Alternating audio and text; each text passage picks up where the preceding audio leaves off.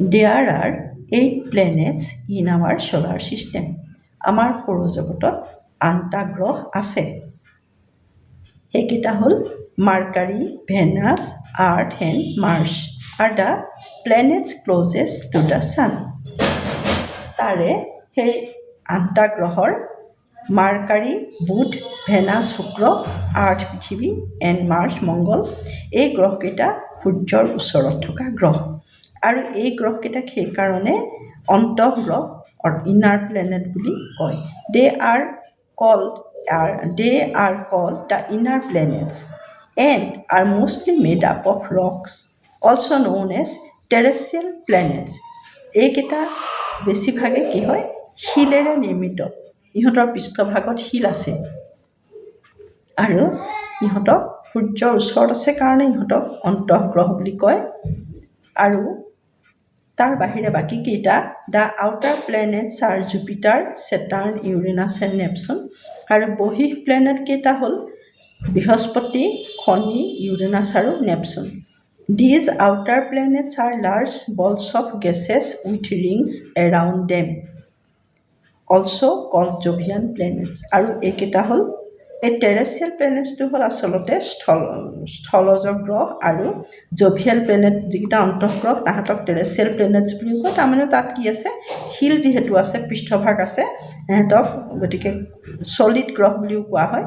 আৰু বাকী যিকেইটা বৃহস্পতি, শনি, ইউৰেনাছ আৰু নেপচুন, এইকেইটা যিহেতু গেছেৰে নিৰ্মিত আৰু ইহঁতৰ চাৰিওফালে বলয় আছে বা আঙঠি আছে, এইবিলাকক জভিয়ান প্লেনেটছ বুলি কোৱা হয়। The inner planets are separated from the outer planets by asteroid belts. এই অন্তঃ আৰু বহিঃ গ্ৰহৰ সূৰ্যৰ ওচৰত থকা 4টা গ্ৰহ আৰু সূৰ্যৰ পৰা দূৰত থকা 4টা গ্ৰহ, এই 4টা গ্ৰহৰ অন্তঃ আৰু বহিঃ গ্ৰহৰ মাজত এটা কি আছে, বিভিন্ন গ্ৰহাণুপুঞ্জৰ এটা বলয় আছে বা বেল্ট আছে। এই বলয়টোৱে অন্তঃগ্ৰহ আৰু বহিঃগ্ৰহক পৃথক কৰি ৰাখিছে।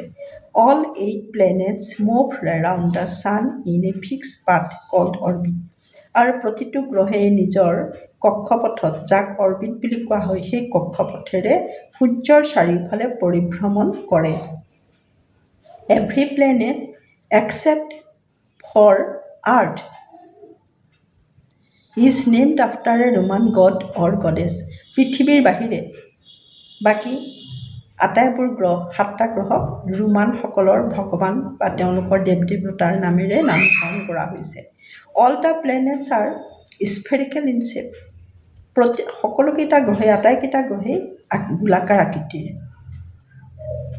An easy way to memorize the name of the planet in order of their distance from the sun is, তোমালোকে যদি সূৰ্যৰ পৰা দূৰত্ব অনুসাৰে থকা গ্ৰহকেইটাৰ একাধিক্ৰমে নাম মনত ৰাখিব খোজা, তেতিয়াহ'লে এই বাক্যটো মনত ৰাখিবা, my very easy method just speeds up names.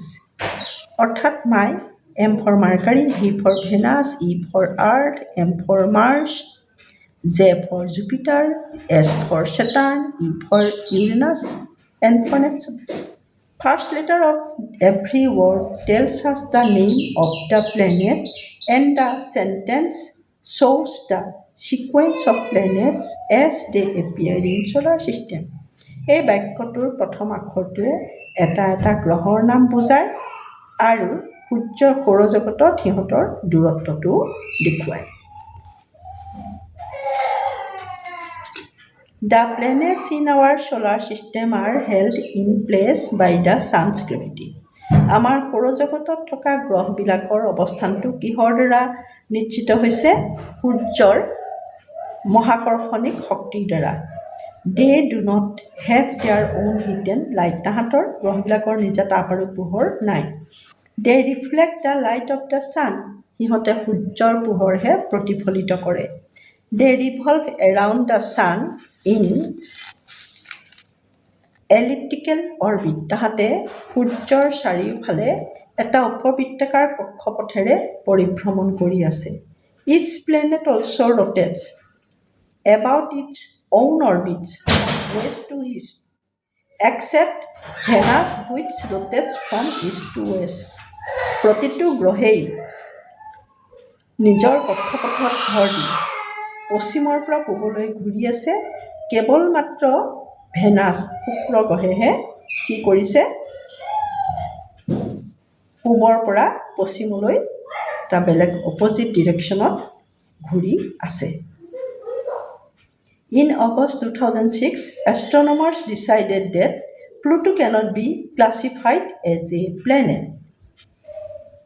2006 চনৰ আগষ্ট মাহত আমাৰ জ্যোতিৰ্বিদসকলে এটা সিদ্ধান্ত লয়। সেই সিদ্ধান্ত মতে তেওঁলোকে প্লুটো গ্ৰহটোক নৱম গ্ৰহত আছিল ইমান দিনে, সেই প্লুটো গ্ৰহটোক তেওঁলোকে গ্ৰহৰ মৰ্যাদাটো প্লুটো গ্ৰহৰ স্বীকৃতি বাতিল কৰে। কিয়? কাৰণ